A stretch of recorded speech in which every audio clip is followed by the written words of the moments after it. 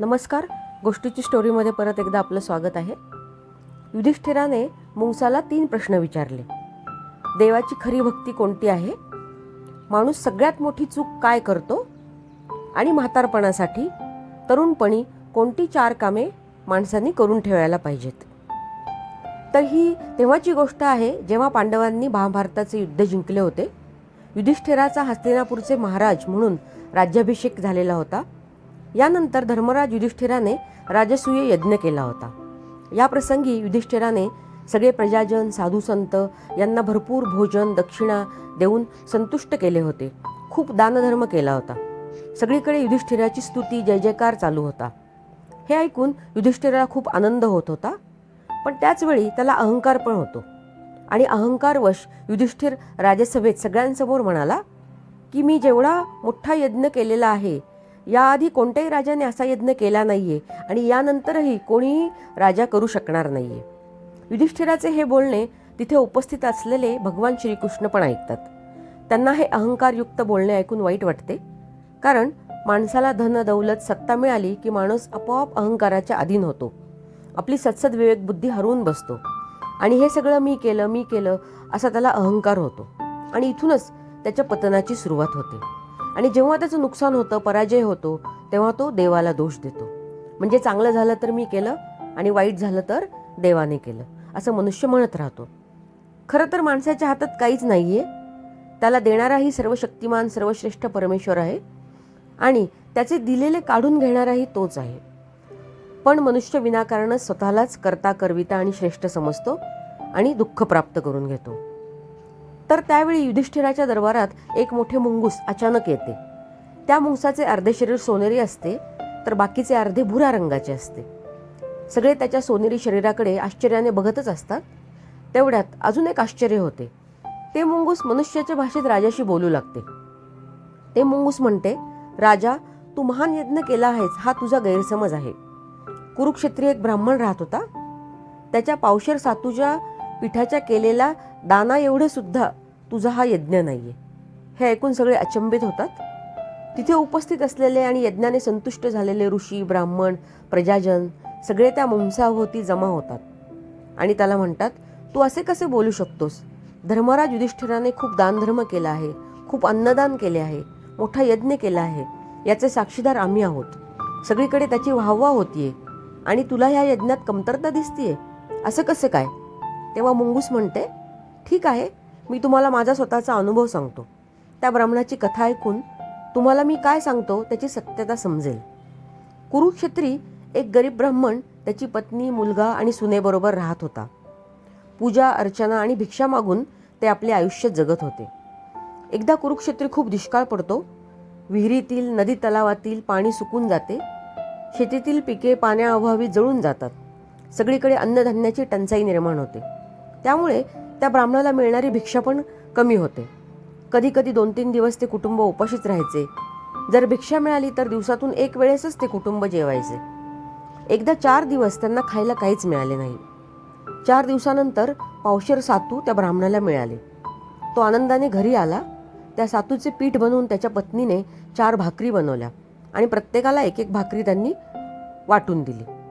ते भाकरी खायला सुरुवात करणार तेवढ्यात त्यांच्या दारात एक दुसरा ब्राह्मण येतो आणि खायला काही मिळेल का विचारतो. 8 दिवस त्या ब्राह्मणाने काही खाल्लेले नसते. भुकेने तो व्याकुळ झालेला असतो, अशक्त झालेला असतो आणि काहीतरी खायला द्या म्हणून याचना करत असतो. आपल्या दारात अतिथी म्हणजे पाहुणा आला आहे तर त्याचे स्वागत आदर सत्कार करणे हा आपला धर्म आहे. अतिथी देवो भव. त्या भुकेलेल्या अतिथीला पाहून ब्राह्मणाला खूप दया येते. तो विचार करतो की मी अजून 2-4 दिवस न खाता फक्त पाणी पिऊन राहू शकतो. त्या 2-4 दिवसात मला काहीतरी खायला मिळू शकेल. पण या दारावर आलेल्या माणसाला जर आत्ता काही खायला मिळाले नाही तर ह्याचे जगणे अवघड आहे. असा विचार करून तो आपल्या वाट्याची भाकरी त्या दारावर आलेल्या ब्राह्मणाला देतो. भुकेलेला ब्राह्मण ती भाकरी खातो. पण एका भाकरीने त्याचे पोट भरत नाही हे ब्राह्मणाला समजते. अजून ह्याच्यासाठी आपण काय करू शकतो याचा विचार ब्राह्मण करतच होता. तेवढ्यात आपल्या पतीला विचारात पडलेलं पाहून ब्राह्मणाच्या पत्नीने तिची भाकरी ब्राह्मणाच्या हातात दिली आणि त्या अतिथीला ती देण्यास सांगितली. तेव्हा ब्राह्मण पत्नीला म्हणाला की माझी पत्नी म्हणून तुझे पालन पोषण करणे माझे कर्तव्य आहे असे असताना तुला उपाशी ठेवून तुझ्या वाट्याची भाकरी मी कशी बरं त्या अतिथीला देऊ? तेव्हा ब्राह्मण पत्नी म्हणाली की घरी आलेल्या अतिथीला संतुष्ट करणे हे माझे पण कर्तव्य आहे, आणि तुम्ही माझे पती जर उपाशी राहणार असतील तर मी कसं काय खाणार? मी पण उपाशी राहीन आणि अतिथी पण अजून भुकेलेला आहे. आपल्या पत्नीचे हे बोलणे ऐकून ब्राह्मणाने दुसरी भाकरी त्या अतिथीला दिली. अतिथीने दुसरी भाकरी खाल्ली तरी त्याची भूक शमली नव्हती. परत ब्राह्मण आता काय करायचे या विचारात पडला. तेव्हा ब्राह्मणाच्या मुलाने स्वतःची भाकरी ब्राह्मणाच्या हातात दिली आणि म्हणाला की मी पाणी पिऊन माझी भूक भागवेल, तुम्ही ही भाकरी त्या अतिथीला द्या. तेव्हा तो ब्राह्मण म्हणतो, अरे तू माझा मुलगा आहेस, कितीही मोठा झालास तरी माझ्यासाठी लहानच आहेस. तुझ्या ह्या तरुणपणात तुला अन्नाची जास्त गरज आहे. तेव्हा ब्राह्मणाचा मुलगा म्हणतो की पुत्र हा त्याच्या पित्याची सावलीच असतो, तेव्हा तुमचा जो धर्म आहे तोच माझा पण धर्म आहे. अशा प्रकारे तिसरी भाकरी पण अतिथीला देण्यात येते. तिसरी भाकरी खाऊन पण त्या अतिथीची भूक पूर्ण शमलेली नसते. ब्राह्मण परत विचार करत असतानाच ब्राह्मणाची सून आपली भाकरी त्या अतिथीला देण्यासाठी देते. चौथी भाकरी खाऊन त्या अतिथीचे पोट भरते, तो समाधानी होतो. आणि काय आश्चर्य, त्या अतिथीच्या जागी साक्षात धर्मदेव प्रकट होतात आणि म्हणतात की तुमचा त्याग आणि समर्पण पाहून मी प्रसन्न झालो आहे. जगामध्ये भूक ही एक अशी गोष्ट आहे जी आपली सत्सद्विवेक बुद्धी नष्ट करते, माणसाच्या सगळ्या चांगल्या विचारांना भूक खाऊन टाकते. परंतु वाईट परिस्थितीत पण तुमच्या सगळ्या कुटुंबाचे वागणे विवेकपूर्ण होते. स्वतःजवळ जे आहे ते आपल्यापेक्षा जास्त गरजूला तुम्ही लगेच दान केलेत, तेव्हा तुमची कीर्ती ही अशीच या लोकात कायम राहील. असे बोलून धर्मदेवाने त्यांना सदेह स्वर्गात पाठवले. एवढे सांगून मुंगूस म्हणाले, ज्ञानी लोक हो, त्या ब्राह्मणाच्या घराशेजारीच माझे बीळ होते. मी बिळातून बाहेर आलो आणि ज्या ठिकाणी त्या अतिथीला ब्राह्मणाने भोजन दिले होते त्या ठिकाणी अन्नाचा वास येत होता. तिथे काही खायला मिळते का हे पाहण्यासाठी मी तिथे जाऊन वास घेत शोधत राहिलो. ब्राह्मणाने केलेल्या अन्नदानाच्या पुण्याने नुसता वास घेऊन पण माझे अर्धे शरीर सोन्याचे झाले. ते सोनेरी शरीर पाहून मी खुश झालो, पण माझे पूर्ण शरीर सोन्याचे करण्यासाठी जिथे जिथे दानधर्म होत असतो तिथे तिथे मी फिरत असतो की त्या पुण्याने माझे उरलेले अर्धे शरीर सोन्याचे होईल. पण अजून तरी तसे झालेले नाही. जेव्हा मी ऐकले की धर्मराज युधिष्ठिराने राजसूय यज्ञ केला आहे, खूप दानधर्म केला आहे, अन्नदान केले आहे, तेव्हा मला वाटले की या यज्ञाच्या ठिकाणी जाऊन माझे उरलेले अर्धे शरीर सोन्याचे होईल. म्हणून इथे येऊन मी सगळीकडे फिरलो, पण माझे अर्धे शरीर काही सोन्याचे झाले नाही. म्हणून मी म्हणालो की हा यज्ञ त्या ब्राह्मणाच्या पावशेर सातूच्या पिठाच्या केलेल्या दाना एवढा सुद्धा नाहीये. जर तसे असते तर माझे उरलेले शरीर पण सोन्याचे झाले असते. हे ऐकून धर्मराज युधिष्ठिर आणि राजदरबारात उपस्थित असलेले इतर लोक खजील होतात. युधिष्ठिराला स्वतःला श्रेष्ठ समजल्याबद्दल खेद वाटतो. मी उगीच या राजसूय यज्ञाचे श्रेय स्वतः घेत होतो असे त्याला वाटते, आणि करता करविता तो एक सर्वशक्तिमान परमेश्वर आहे याची परत एकदा त्याला जाणीव होते. तेव्हा युधिष्ठिर त्या मुंगसाला म्हणतो, हे मुंगसा, तू खूप ज्ञानी आहेस. माझ्या मनात काही प्रश्न आहेत ज्यामुळे संभ्रम निर्माण झाला आहे, तेव्हा तू या प्रश्नांची कृपया उत्तरे दे. आणि युधिष्ठिर विचारतो, ईश्वराची खरी सेवा काय आहे? मनुष्य सगळ्यात जास्त चूक काय करतो? आणि माणसाने स्वतःच्या वृद्धावस्थेसाठी म्हणजे म्हातारपणासाठी तरुणपणात कोणती 4 कामे करायला हवीत? तेव्हा मुंगूस म्हणाले की ईश्वराची खरी सेवा हे सर्व प्राणीमात्रांवर दया करणे, त्यांच्याप्रती करुणा, परोपकाराची भावना असणे ही आहे. तसेच आपल्यापेक्षा जे कमजोर आहेत, हीनदीन आहेत, गरीब आहेत, त्यांची सेवा, त्यांना अन्नदान करणे, औषधोपचार करणे, अहिंसेचे पालन करणे, लोकांना योग्य मार्ग दाखवणे, मुक्या प्राण्यांप्रती दयाभाव बाळगणे ही आहे ईश्वराची खरी सेवा. हे राजन, आता तुझ्या दुसऱ्या प्रश्नाचे उत्तर ऐक. माणसाची सगळ्यात मोठी चूक आहे ऐहिक म्हणजे सांसारिक गोष्टींचा गर्व करणे. ज्या गोष्टी त्याच्या नाही आहेत त्या गोष्टींच्या मागे मनुष्य धावत असतो.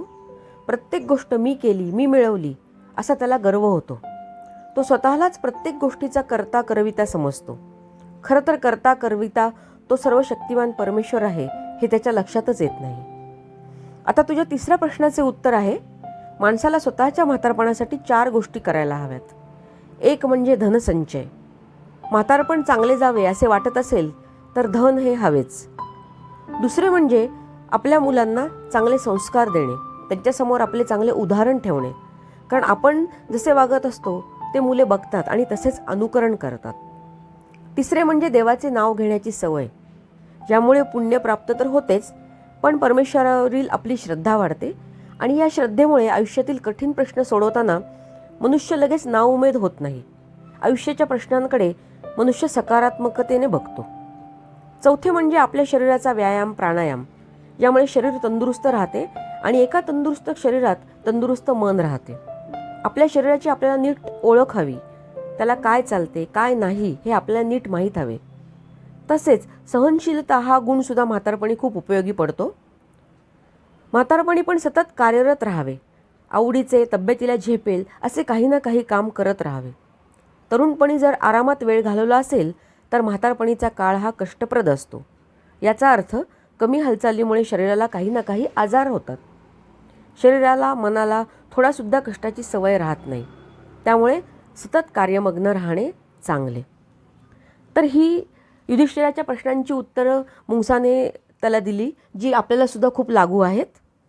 तर आजची ही मुंगूस आणि युधिष्ठिर यांची कथा आपल्याला कशी वाटली हे मला नक्की सांगा. आणि गोष्टीची स्टोरी या यूट्यूब चॅनलला नक्की सबस्क्राईब करा. छान गोष्टी ऐका, लाईक करा, शेअर करा, कमेंट्स करा. धन्यवाद.